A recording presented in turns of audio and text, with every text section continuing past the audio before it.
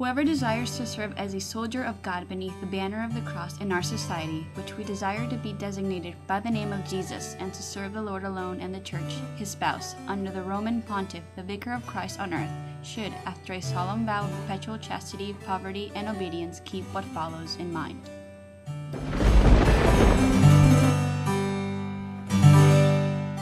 The Jesuit movement was founded by Ignatius de Loyola, a Spanish soldier turned priest in August 1534.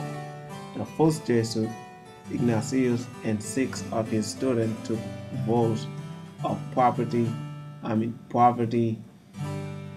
chastity and made plans to work for the conversion of Muslims. If travel to the Holy Land was not possible, they vowed to offer themselves to the Pope for apostolic work. Unable to travel to Jerusalem because of the Turkish wars, they went to Rome instead to meet with the Pope and request permission to form a new religious order. In September 1540, Pope Paul III approved Ignatius' outline of the Society of Jesus.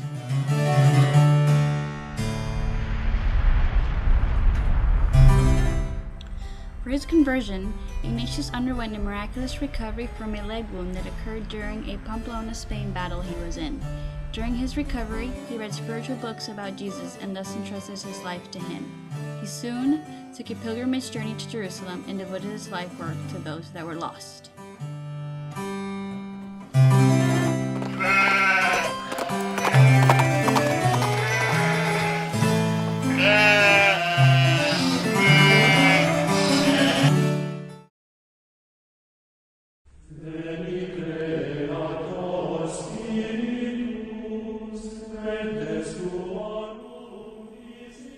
The motto of the Society of Jesus is, Ad Majorem Dei Gloriam, to the greater glory of God.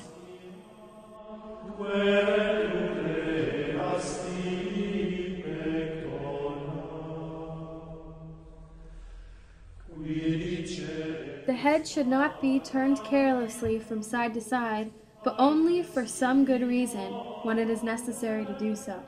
If not, then the head should be held erect and then tilted a little forward, but neither to one side or the other.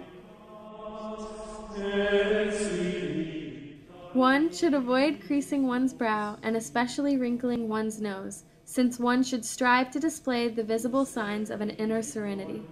Rule 6. The lips should not be compressed too severely, nor should the mouth be kept open too wide.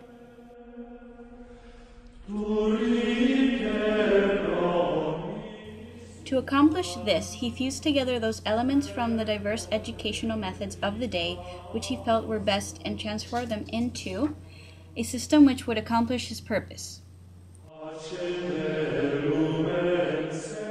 Whether the students who attended the Jesuit colleges were lay or clerical, Ignatius' aim was the same, to prepare leaders for society. Foremost in Ignatius' mind in accepting education of the laity was his belief that this would promote the salvation and perfection of the students as they penetrated the world with Christian doctrine and spirit.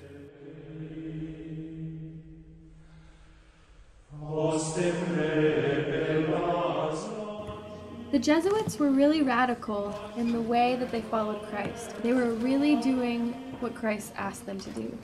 They taught the way. They taught Christian living. The goal of the Menace Society was always faith and justice, although they may have used different terminologies a few centuries ago. Father José de Acosta, one of the intellectual giants of the Jesuit order, basically thought that the Europeans and his fellow Jesuits were agents of change in the ongoing process of unfolding human history in the New World. The Church itself suppressed them often. Ignatius and the early Jesuits did recognize, though, that the hierarchical church was in dire need of reform, and some of their greatest struggles were against corruption, venality, and spiritual lassitudes within the Roman Catholic Church. The modern view is that the suppression was a result of a series of political and economic conflicts rather than a theological controversy in the assertion of the nation-state independence against the Catholic Church. The expulsion of the Society of Jesuits, the Jesuits, from the Roman Catholic Church nations of Europe and their colonial empires is also seen as the first triumph of the secularist notions of the Enlightenment. In conclusion, the Jesuits are a society that we can learn from. They were disciplined and sought to glorify God. Jesuits continue to practice their strict way of living even today. They brought down barriers which benefited the mission for people to know Christ.